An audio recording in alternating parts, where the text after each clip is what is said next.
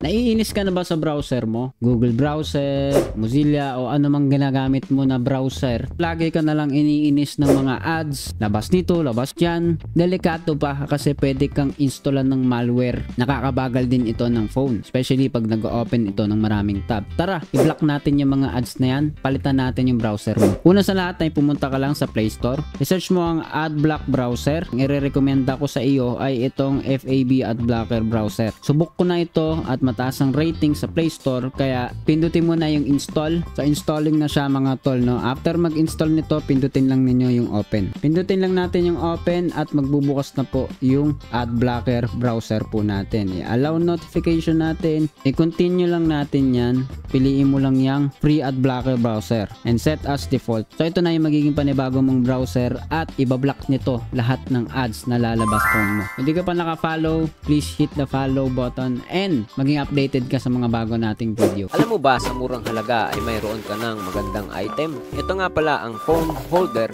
na hindi gaya ng iba. Dahil hindi lamang sa presyo nito, ikaw ay panalo ka rin dahil waterproof na ito.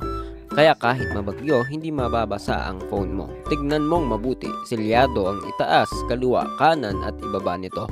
Mayroon din itong pressure sa gitna na magpapahigpit ng phone mo para maging safe ito.